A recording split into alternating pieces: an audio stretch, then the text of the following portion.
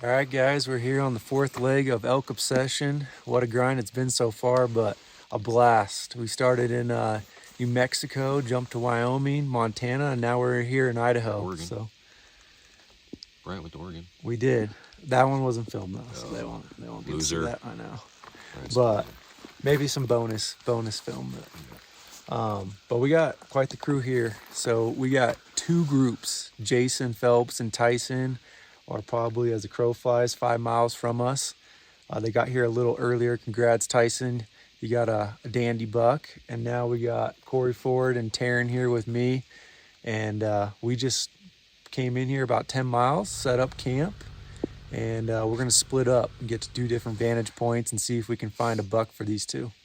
Yeah, we got 2.5 days to chase deer before the elk starts. So we're going to focus on the smaller antlered critters, the easier ones to kill first, and then after that we'll go after the good eating bigger ones. Yeah, make sure our legs are nice and tired before we get to the heavy loads. Yeah. So elk obsession might include a couple of deers. So, well, stay tuned with us. It's going to be action packed. We're here for 9-10 days. We're up here camped at 19,000 feet. Today it's about 64 degrees out right now, and we're going to do our best for these sea level guys to manage up here at the high elevation stuff, but it should be fun. Heck yeah. Corey shot his rifle earlier, and we can verify that it's on, so anything after this that happens, it's his fault. If he misses, can't blame the rifle. So good to go. Stay tuned, and hopefully we bring you guys some action.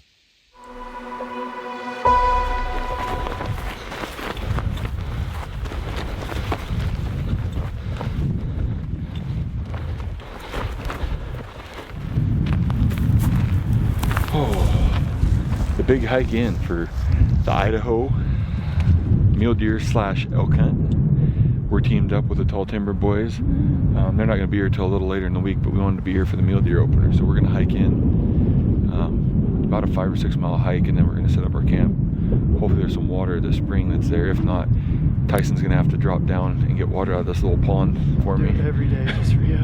He's a nice guy like that. That's why I bring him along, because he's willing to dive in there while I'm taking care of my feet. Just sitting up top. Yeah, sitting up top, rooting you on. I'll yell for you. Thanks. No, it should be fun. I'm excited. New country. I always love seeing new country, seeing what it holds. And got rifles, and bulls might still be bugling a little bit when it gets here on the 15th. And hopefully the mule deer are bugling tomorrow on the 10th. Help us out. I really hope we hear a mule deer bugling. We're gonna try to get to camp here before dark. And maybe do some glassing along the way. If we start seeing deer, we're gonna glass, and I can always set that tent up in the dark. So we'll just play it by ear and get out there. Like I say, we got probably 5 miles to camp from here.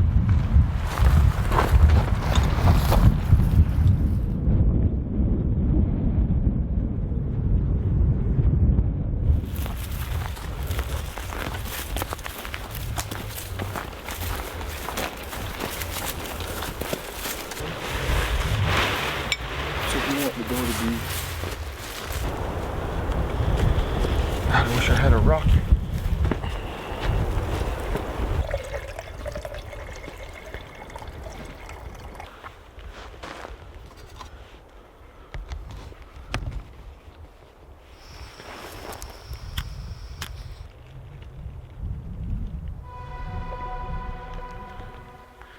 Opening morning, 2024, Idaho deer season. It's 67 degrees at 6:45 in the morning. There's no wind. Food's all burnt up here. Should be a good day deer hunting. We've got maybe a half-hour walk from here. Gonna get up on top of this ridge and be able to look into a pretty decent north-facing basin. And then if that doesn't produce, we got about another 10-20 minute hike up the ridge, and then we should be able to look into 2 basins, both south-facing and north. We'll just kind of see what it brings. You know, these new areas, it takes you a little bit figure out on your own where these deer are going to want to be, elevations, brush, aspects, all that. So today it's kind of like that fact-finding mission of recon day. Yeah, where these deer are going to be and where we need to focus our time. And yeah, I mean, we seen deer come in last night, just shoot 1/8 of a mile back down the trail, but all does, so no reason to go back there. But we're going to go up. Should be deer over there. We'll see what we can't find.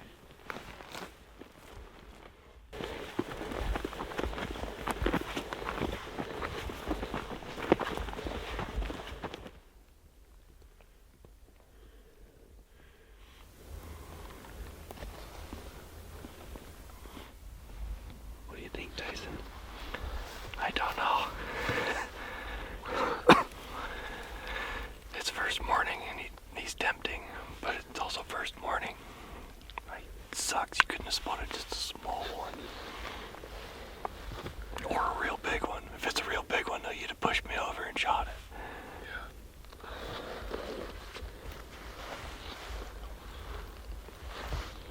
Man, I don't know. It's the buck you don't want to see on the first day. He's close to camp, too. Easy pack.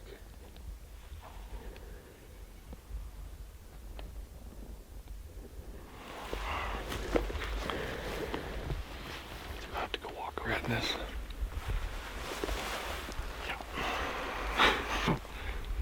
It's only a 24-inch wide buck, I think. Maybe 23, 22. I was going to say 22.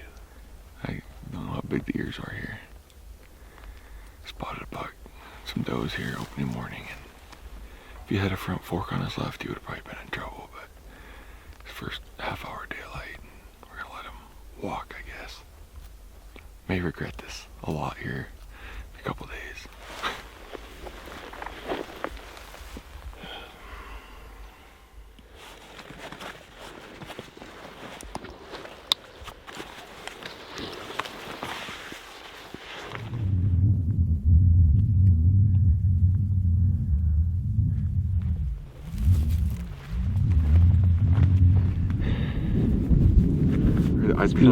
I would have been able to tell you it's a 10-pointer. See, and we would have been over there and shooting it by now. I ain't. So Taryn, Tyson's wife, really emphasized that he needs to feed the family with his hunting adventures. Talking about elk. I'm gonna keep clarifying. She was talking about elk. She never. You're adding that in. No. I guarantee you, she didn't say we really need to feed the family with elk. No, because the elk that we got in muzzleloader season, my cousin was gonna split it with me. I told him, don't worry about it. She said, well, we got heat. So she meant elk, not okay for. Well, she just said we got to eat in general. This is actually a 5-point because we count the eye guards here. No. So there's a 5x5, perfectly symmetrical. Yeah. Semi-mature. No. Semi-mature. He's not a young buck. Like young. Was he 3? Oh, 4.5 all day. He's probably 3.5. But I was telling Tyson, all good stories start with, I was going over to get a better look at this buck, and maybe you jump something bigger, and then I jumped the giant. So I'm trying to talk him in. We did some range finding, and we got a pretty good little stalk where we could get into about 350 yards of this buck. And I've been a part of these stories before, and we just get halfway closer. We don't see a bigger buck, and I end up shooting a smaller buck. I like that. That's a great story. I think that's a great story as well. Yeah, he's just laying there. Now, if you guys would have just let me look at him in the binos, With I'd a have shot been already? over there shooting at him. But no, you guys got him in the spotter. Like, no, he's not very heavy. He's a He's a 3-point. Dream had him at a 3-point. perfectly symmetrical fork because he was looking at us. He's got good front forks, probably good 8 inchers. He's got okay backs. They're not good. He got eye guards. Yeah. Probably 22 wide. Yeah. Squared out, bucket back. I will say he'd be my biggest Idaho, but Well, there's no better way to progress than to kill one bigger than the last one you've killed.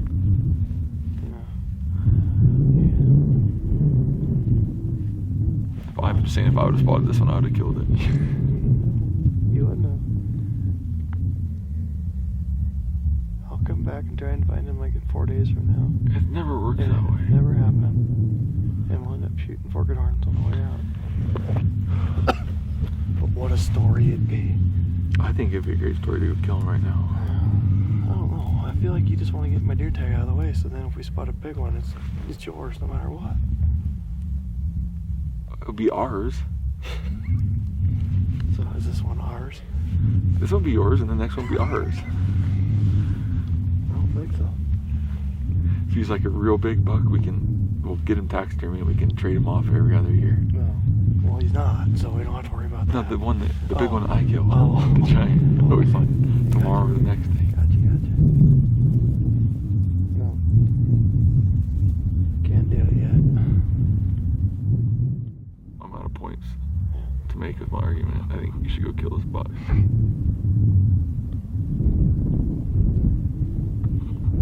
Depends if you want to walk to 380 and we can pass him up there and walk out of here. That's fine too. I'm all for a 300-yard walk. Okay, let's go walk. Are you gonna put one in the chamber? No. What if we bump a big one below him? What a story that'd be. The big one that got away. I think you should at least put one in the chamber so you're ready for whatever happens. No. Want me to dial your gun to 380? No, I don't. Unless you want to use it to shoot it. Nah.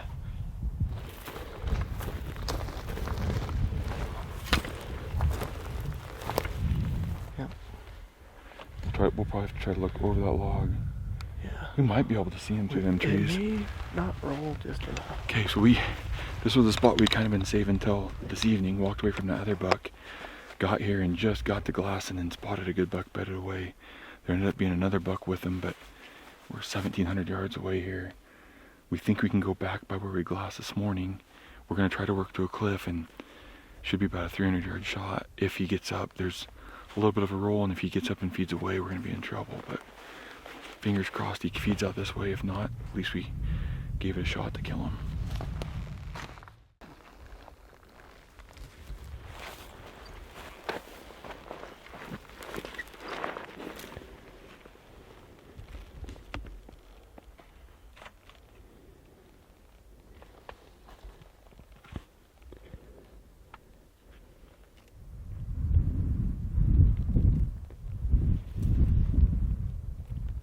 Yeah. He's straight up from it, and that little gap you can see his horns. Just above right off to the left side of the tree, just above the missing bark, you can see a back fork.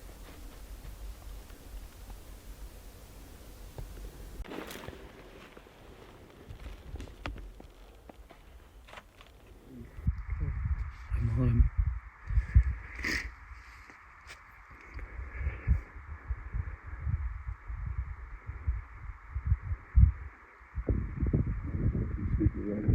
He's coming right down now.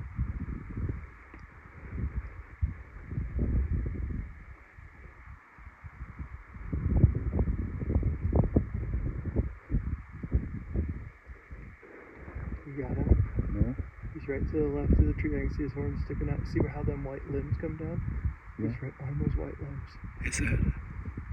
There's his horns right above the white limbs. Can't see his body yet. No. I have to shoot through the white lines. Yeah, no. His body's still behind the tree.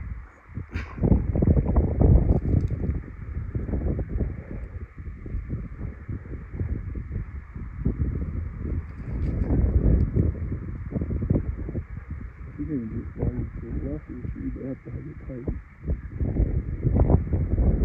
I don't see him a whole lot, just to let you know, but I'm on him.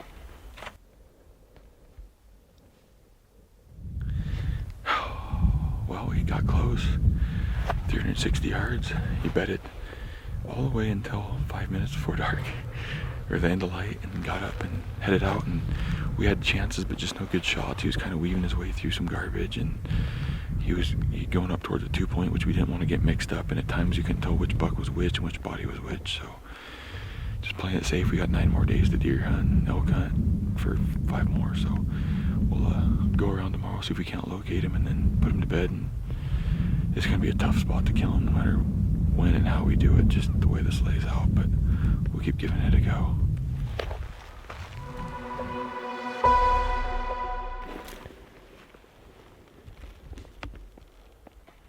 All right, guys, I just sat down for 5 minutes and already got elk spotted. So we still got quite some time, as we mentioned, about 3 days until the elk opener. But pretty fun and exciting to sit down for less than 5 minutes and put some eyes on some elk. So I'm gonna see if I can put some headgear on one of these elk and see if there's a bull with the group. All 3 herds consisted of cows and spikes, which my experience in hunting in this general area, more times than not, there's at least a raghorn bull with each group.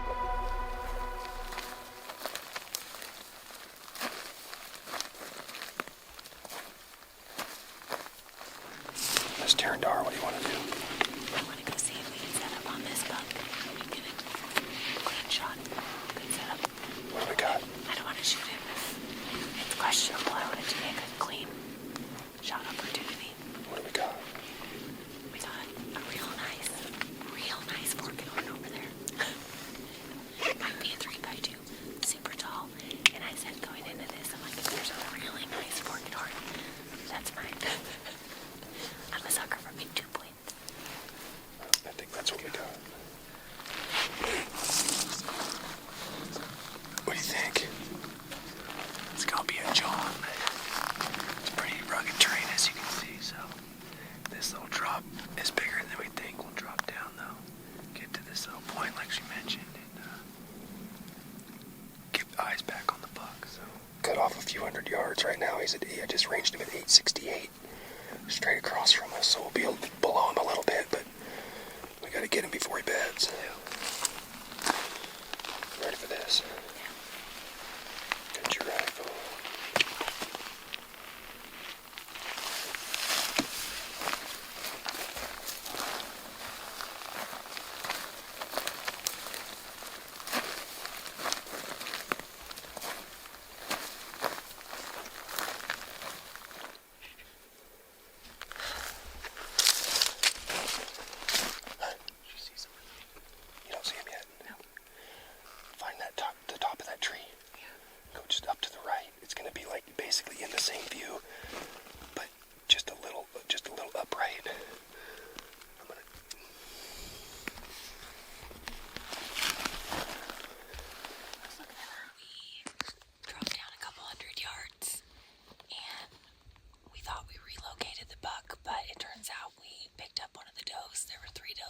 On the hillside that we originally spotted, and I don't know, it kind of seems like he did a little Houdini on us.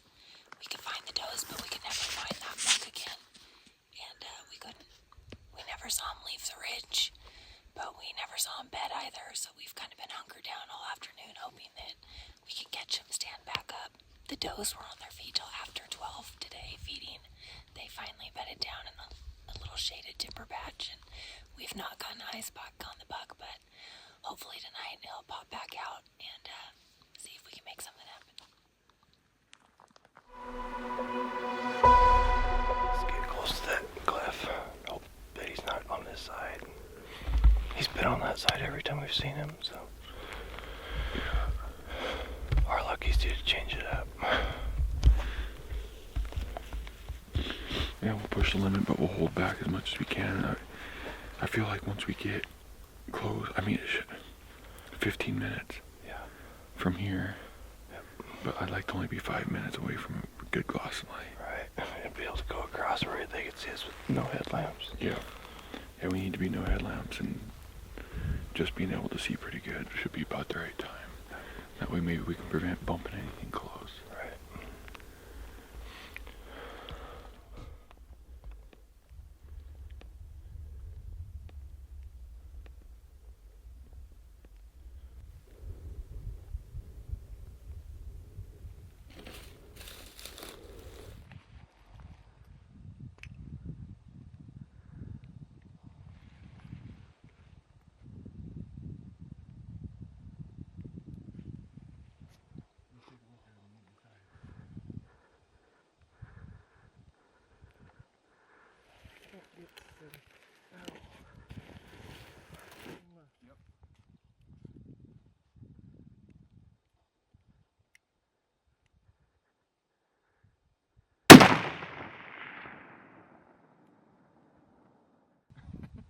He's expiring now, I think.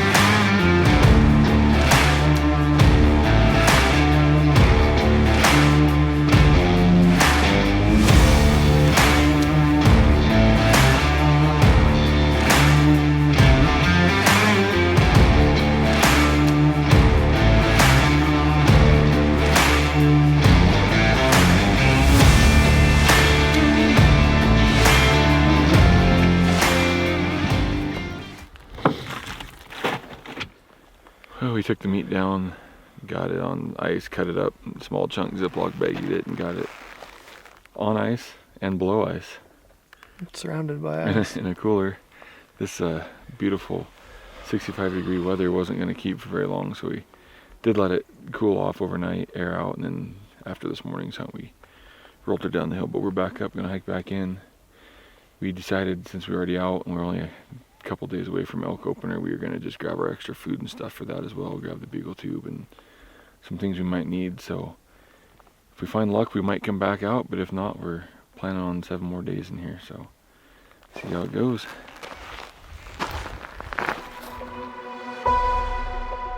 Alright guys, Corey and Taryn just started to make a play on this buck, so I'm going to stay up here on this perch and keep tabs on him. So still on his feet, moving from right to left on this hillside, so they're going to try to cut about 300 to 400 yards off between us and this buck and get a shot opportunity, so stay tuned.